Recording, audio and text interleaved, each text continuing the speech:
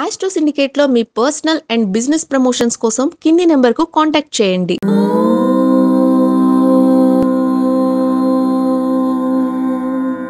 ఓం శ్రీ గురుభ్యో నమః. హరి ఓం. సర్వమంగళమాంగళ్యే శివే సర్వార్ధసాధికే శరణ్యే త్ర్యంబికే దేవి నారాయణి నమోస్తుతే. అందరికీ నమస్కారం. దాదాపుగా మనలో చాలామందికి వివాహ సంబంధ సమయాలలో సర్పదోషముతో పాటుగా అందరినీ భయపెట్టేటువంటి ఒక కారణం ఉంది. ఒకే ఒక కారణం. ఇది చూస్తే భయపడిపోతారు. ఏంటో ప్రతి ఒక్క జ్యోతిష్కుని వెళ్ళి తెలిసినా తెలియకపోయినా ఏమండి ఇలా ఉందా అండి అని అడుగుతుంటారు. ఎలా ఉందా అండి? పోనీ ఎవడో ఒకడు దానికి బీజం వేస్తాడు. ఆ బీజమే అది వాళ్ళ మైండ్లో వృక్షంగా మారిపోయి ఏమండి జాతకంలో ఈ దోషం ఉందట కదా అని అడిగే వాళ్ళు ఎక్కువగా ఉంటారు. అరే ఏం లేదురా నాయన అంటే లేదండి ఉందని చెప్పారు పలానా ఆయన అంటే ఆ చెప్పేవాడికి మిడిమిడి జ్ఞానం. మిడిమిడి జ్ఞానంతో వాళ్ళు అనేక రకాల ఆటంకాలను కలిగిస్తూ నువ్వు అది చేసుకో, నువ్వు ఇది చేసుకో అని చెప్తూ ఉంటారు. నిజంగానే కుజదోషం అనేది ఎంతవరకు ప్రభావాన్ని చూపిస్తుంది మన జాతకంలో? తప్పకుండా కుజుని యొక్క దోషం అనేది మనకి చాలా ఎఫెక్టివ్గా ఉంటుంది. పురుషుడికి విదుర యోగం అంటే చాలామందికి విదుర యోగం అంటే భార్య లేనివాడని అర్థం. దాన్ని మన భాషలో విధవ అంటారు. ఆడపిల్లకి వైధవ్య యోగం అంటారు, విధవా యోగం. జాతకంలో కనుక కుజుడు ప్రభావాన్ని ఎక్కువ కలిగిస్తే ఆ దోషం మనకి చాలా ఎఫెక్టివ్ ఉంటుంది. మీకు ఉదాహరణకి నేను ఇక్కడ ఫోటో పెట్టి చూపిస్తున్నాను కదా. ఈ ఫోటోలో చూడండి మీరు, నేను అన్నీ కూడా మేషలగ్నం వేస్తాను. మేషలగ్నము నుంచే చెప్తూ ఉంటాను. మీ లగ్నం దానికి మార్చుకునే ప్రయత్నం చేయాలి. ఎందుకంటే ఇవాళ రేపు అందరికీ జాతక చక్రం చూసుకునే అవకాశం ఉంది. సరే జాతక ఫలితాలు తెలుసుకోలేకపోయినా జాతకంలో గ్రహాలు ఎక్కడైనా తెలిసిపోతుంది కదా. కాబట్టి ఇలా చూసుకుని మీరు కంగారు పడకండి మళ్ళీ. ఎందుకంటే దాంట్లో పాపార్గళ కుజుడు, శుభార్గళ కుజుడు, మన గతంలో చెప్పుకున్నాం. రవి ఇతర గ్రహాల యొక్క అర్గళ అంటే ఆర్గళం అంటే రెండు గ్రహాల మధ్య ఉన్నది. శుభార్గళన పాపార్గళన అనే తెలుసుకునే ప్రయత్నం చేయాలి. ఇక్కడ చాలామందికి కుజదోషం అనగా లెక్కెట్టుకుంటాడు. వాడు జాతకం తీసుకుంటాడు, టక్కని తీసుకుంటాడు.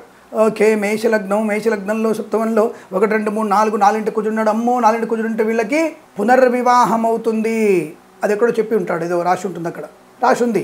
4వ ఏంటంటే మేషలగ్నానికి కర్కాటకంలో కుజుడుంటే 2 పెళ్ళిళ్ళు అయిపోతాయి బాబాయ్, 2 పెళ్ళి అయిపోతాయి. కుజదోషం ఉంది, డైరెక్ట్ కుజదోషం ఉంది కాబట్టి అమ్మాయికి దున్నపో దానం ఇచ్చేయండి అంటే కర్కాటకంలో కుజుంటే దున్నపో దానం ఇవ్వడమేనా?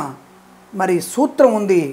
కర్కాటకంలో కానీ, వృశ్చికంలో కానీ, మీనంలో కానీ, మేషంలో కానీ, మకరంలో కానీ కుజుడుంటే దోష నివృత్తి కలిగింది. అది చదువుకోండి నాయన. జ్యోతిష్య పండితులను చెప్పుకోగానే సరిపోదు. దానికి సూత్రాలు నవగ్రహ దర్శిని, నారద సంహితలోనూ అనేక రకాల పుస్తకాలు ఉన్నాయి. ఆ పుస్తకాల్లో స్పష్టంగా చెప్పబడింది శుక్రగ్రహంతో కలిసి ఏ దోషం వస్తుంది అని తెలుసుకోవాలి. అలాగే ఒక ఆయన సప్తమంలో కుజుడు కనపడతాడు, మేషలగ్నానికి తులలో కుజుడు కనపడతాడు. వెంటనే అయ్యో మీకు తులలో కుజుడున్నాడు దోషము వెంటనే అంటాడు. కాబట్టి మీరు ఇక్కడ అమ్మాయికి 2వ పెళ్ళి అవుతుంది కాబట్టి ఈ అమ్మాయిని పెళ్లి చేసుకోవద్దు, కుజదోషం ఉంది, పనికిరాదు. అష్టమంలో కుజుడు, అమ్మో బాబాయ్ అమ్మాయికి వైధవ్య యోగం, భర్తని చంపేస్తుంది. ఇక 12 ఏంట కుటుంబ నాశనాన్ని కలిగిస్తుంది. అసలు ఇద్దరికి సంతానం ఉండదు, సుఖం ఉండదు. మరి లగ్నాత్తు 2వ స్థానంలో అమ్మ కుటుంబ నాశనం చేస్తుందండి, అత్తగారికి మామగా నాశిస్తుంది, మర్దిని నాశనం చేస్తుంది. లేనిపోని ప్రభావాన్ని క్రియేట్ చేస్తుంటారు.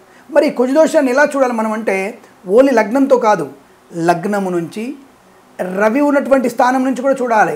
రవి స్థానము నుంచి, అలాగే శుక్రుని స్థానము నుంచి, చంద్రరాశి నుంచి, 4 నుంచి కూడా మనం కుజదోషం పరిశీలన చేయాలి. ఇలా పరిశీలన చేస్తే ప్రతి ఒక్కరి జాతకం, మీ జాతకంలో, నా జాతకంలో, నా భార్య జాతకంలో, నా కూతురు జాతకంలో, నా తమ్ముడు జాతకంలో, అందరి జాతకంలో కుజదోషం ఉంటుంది. మేము హ్యాపీగానే ఉన్నాం, మంచి సంతానం ఉంది, ధనం ఉంది, ఆనందంగా ఉన్నాం, 10 మందిలో గౌరవాన్ని పొందుకుంటున్నాం, 10 మందికి అన్నం పెట్టగలుగుతున్నాం. కాబట్టి మేము బాగానే ఉన్నాం. కాబట్టి మీకు ఇక దాని గురించి టెన్షన్ ఎందుకు అంటే ఇక్కడ కొన్ని స్థానాల్లో అంటే ఏ శుభగ్రహాల యొక్క దృష్టి లేకుండా ముఖ్యంగా గురుగ్రహ దృష్టి ఉండాలి. గురుగ్రహ దృష్టి కనుక ఉంటే సమస్తమైనటువంటి దోషాలు నివృత్తి చేస్తుంది. కుజుని మీద ఆ దృష్టి ఉండాలి. ఈ లగ్నము నుంచి ఉదాహరణకి ఇక్కడ చూపించే మేషలగ్నం, కానీ వృషభ లగ్నానికి సప్తమంలో కుజుడుంటే దోష నివారణ అయిపోయింది. కారణం ఏమిటి? కుజుడు స్వక్షేత్రంలో ఉన్నాడు వృశ్చికంలో, కాబట్టి దోష నివారణ జరిగింది. కుజుడికి మరి కర్కాటకం నీచస్థానం కదా స్వామి అంటే నీచస్థ కుజుడు కూడా అక్కడ నీచభంగ రాజయోగాన్ని పొందుకుంటాడు కుజదోషానికి. కనుక అక్కడ కూడా కుజుడు శుభకారకుడే. మకరంలో ఉచ్చస్థితి ఉన్నటువంటి కుజుడు ఎప్పుడు కూడా శుభాన్ని కలిగిస్తాడు. కనుక మకర రాశి వారికి, కర్కాటక రాశి వారికి వృశ్చిక రాశి వారికి, మేషరాశి వారికి, మీనము, ధనుసు రాశుల వారికి కుజదోషం వర్తించదు. ఇప్పుడు మనకి మిథున రాశి వారికి కనుక అష్టమంలో కుజుడు ఉంటే దోషం కాదు. కానీ సహజంగా కుజుడు అనేక రకాల భార్యాభర్తల మధ్య ఇబ్బందిని కలిగించే అవకాశం కాబట్టి కందులు దానం చేసుకోమని చెప్పవచ్చు, లేదంటే వివాహానికి ముందు కుజగ్రహ జపం చేసుకోమని చెప్పవచ్చు. అదే కర్కాటక రాశికి కుంభంలో కుజుడు అనేవాడు చాలా దోషాన్ని కలిగిస్తాడు. ఒకవేళ గురుగ్రహ దృష్టి లేకపోయినా ప్రమాదాన్ని కలిగిస్తాడు. అలాగే మిథునంలో కూడా కుజుడుండి ఈ తులారాశి వారికి కానీ వృశ్చిక రాశి వారికి కానీ ప్రమాదాన్ని కలిగించే అవకాశం ఉంటుంది. కానీ వృశ్చిక రాశి వారికి ఆ దోష పరిహారం జరుగుతుంది. ఆ పరిహారం ఎంత పర్సెంటేజ్ జరిగిందనేది చూసుకునే ప్రయత్నం చేయాలి. ఇలా ఇంతకు ముందు అనుకున్నాం కదా, రవి, చంద్ర, శుక్ర లగ్నము నుంచి కనుక మనం ఈ యొక్క కుజదోషాన్ని పరిశీలన చేస్తే ప్రతి ఒక్కళ్ళ జాతకంలో కుజదోషం ఉంటుంది. కనుక ఎప్పుడైతే అబ్బాయికి అమ్మాయికి కుజదోషాలు ఉన్నాయో వారిద్దరికీ అనుకూలవంతమైన శుభయోగం కలుగుతుంది, సంతాన యోగం ఉంటుంది, సౌభాగ్యం ఉంటుంది, మంచి అద్భుతమైనటువంటి వైవాహిక జీవనం ఉంటుంది, ధనధాన్య వృద్ధి ఉంటుంది, ప్రశాంతమైన జీవనం ఉంటుంది, కుటుంబ సఖ్యత ఉంటుంది, ఆనందంగా ఉంటారు. ఇందులో సందేహం లేదు. కాబట్టి ప్రతి ఒక్కళ్ళకి కుజదోషం ఉంటుంది, కుజదోష పరిహారం కూడా అవుతుంది. అలాగే ఇద్దరు జాతకాల్లో కనుక కుజదోషం ఉంటే ఇద్దరికి అనుకూలవంతమైన శుభయోగ ప్రాప్తి కూడా ఉంటుంది. ఇక్కడ ముఖ్యమైనటువంటి పాయింట్ గుర్తుపెట్టుకోండి. పూర్వకాలంలో అంటే ఒక 50 సంవత్సరాల క్రితం, ఈ 50 సంవత్సరాల క్రితము మనకి రజస్వల పూర్వ వివాహం అంటే అమ్మాయి మెచ్యూర్ అవ్వకముందే వివాహం చేసేవాళ్ళు. అప్పుడు ఆ దోషాన్ని ఒకవేళ 8 నుంచి 12 సంవత్సరాల మధ్యలో పెళ్లి చేసేవాళ్ళు. మీరు అనుకున్నట్టుగా 70 ఏళ్ల ముసలికి ఏం చేయలేదు, మనకి పాత బస్తులు చేసినట్టుగా 70 ఏళ్ళ వాడికి 20 ఏళ్ల పిల్లలు చేయలేదు. అప్పుడు వాళ్ళు వేద పాఠశాలటువంటి అబ్బాయికి, చదువుకున్నటువంటి అబ్బాయికి, అమ్మాయికి ఏమో 8 నుంచి 12 సంవత్సరాలు, అబ్బాయికి 12 నుంచి 13 సంవత్సరాల మధ్య ఉన్నటువంటి వ్యక్తులకే పెళ్లి చేసేవాళ్ళు. కాబట్టి మా తాత ముత్తాతలు హ్యాపీగానే ఉన్నారు, మా ఇంట్లో మేము కూడా హ్యాపీగానే ఉన్నాం.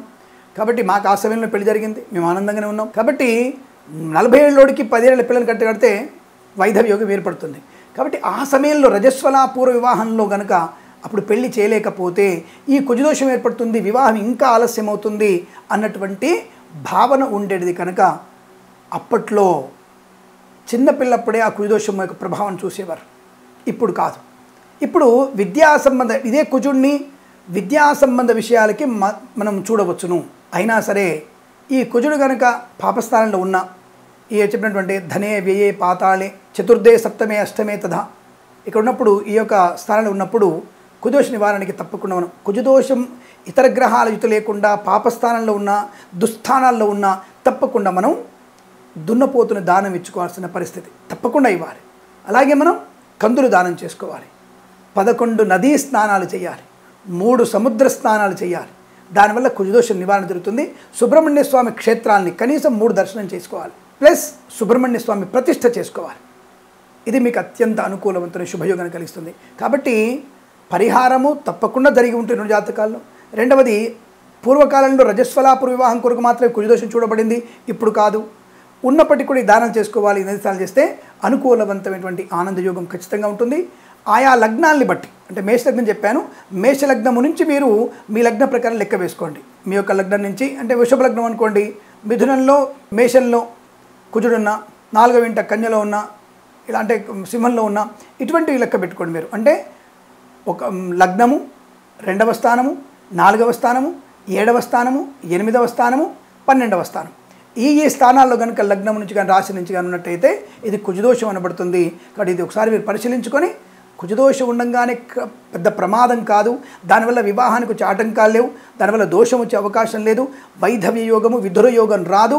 అవి గుర్తుపెట్టుకోండి. ప్రశాంతంగా ఉండండి, సత్సంతాన ప్రాప్తి, ఆనంద జీవనాన్ని పొందుకుంటారని కోరుకుంటూ మన ఛానల్ని సబ్స్క్రైబ్ చేస్తారని, మన ఛానల్ని మాత్రమే మీరు ఫాలో అవుతారని మనస్ఫూర్తిగా కోరుకుంటూ సర్వేజన సుఖినో భవంతు. ప్రేమతో మీ కిరణ్ శర్మ.